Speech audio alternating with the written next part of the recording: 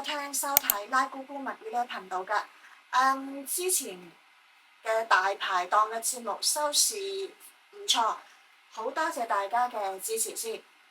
好啦，近期熱播嘅新劇《非分之罪》首個單元無念女屍，強烈嘅人性衝突嘅劇情，引發到全網嘅熱烈討論。咁其實最初呢套《非分之罪》宣傳同埋開播嘅時候咧，我都喺度諗，佢咧就話真人真事嘅，咁我見哇又打打殺殺，一陣間又女屍，好唔好睇㗎？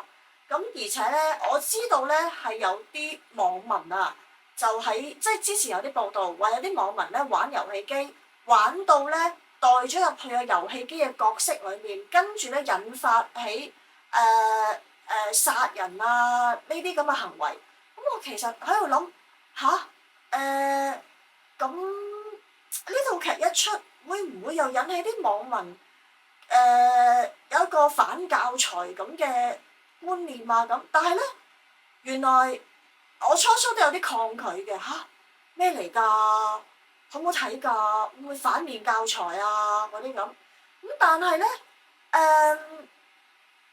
嗰個遊戲機嗰個係好似係外國嘅新聞都有播嘅，外國嘅案例嚟嘅係。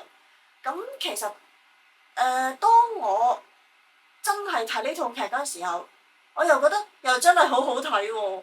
我覺得又真係好正啊，咦幾吸睛喎，幾吸引喎，又同我想像中又唔係咁睇喎，整個劇情。咁我亦都上網 check 過，咁佢就話呢套劇咧係反映出人嘅貪念嘅一個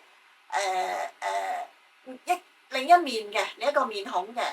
咁因為貪而引發到一啲故事嘅，咁我覺得咦同我初期諗嘅又唔同，又幾吸睛喎咁。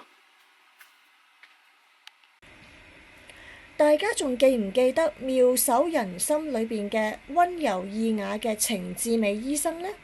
呢次吳啟華喺劇中再度披上醫生白袍，但係靈魂呢就變咗不折不扣嘅魔鬼控制狂父親。佢單憑10秒內眼神同埋嘴部嘅劇烈嘅震動又完美演活咗崩潰同埋狂喜嘅內心戲，被網民激讚係神級演技教科書。久違咗喺電視劇集裏面嘅吳啟華喺《無念女屍》裏面飾演嘅婦產科醫生，表面上就係專業人士，實際上就展現咗控制狂嘅一面，甚至為咗隱瞞秘密而變相禁錮咗親生女兒。預告裏面佢怒刮咗阿大祖兒，角色性格陰暗，同佢以往正氣嘅程志美醫生形象係相反嘅，兩樣係唔同嘅形象嚟嘅。咁就被讚演技爆發。26歲小花尤嘉欣呢次愈強愈強，徹底剝咗佢以往嘅青春港女標籤。咁佢同朱敏瀚阿 YY 喺劇中嘅感情線純愛度十足，兩個人面對人蛇集團嘅追殺同埋嚴父禁錮多時，上演一幕緊張嘅逃亡戲。喺暗巷同埋圖書館嘅浪漫情節，被網民封為逃脫 CP。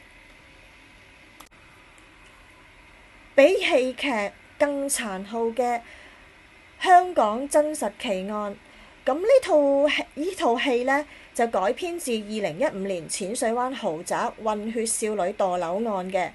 咁同現實中係完全真有其事。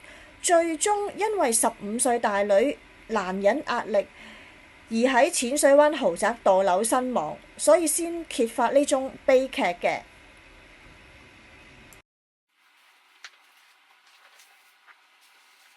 好啦，到節目嘅尾聲結尾啦。咁一個控制狂嘅父親嘅執念，最終將整個家庭推向萬劫不復嘅深淵。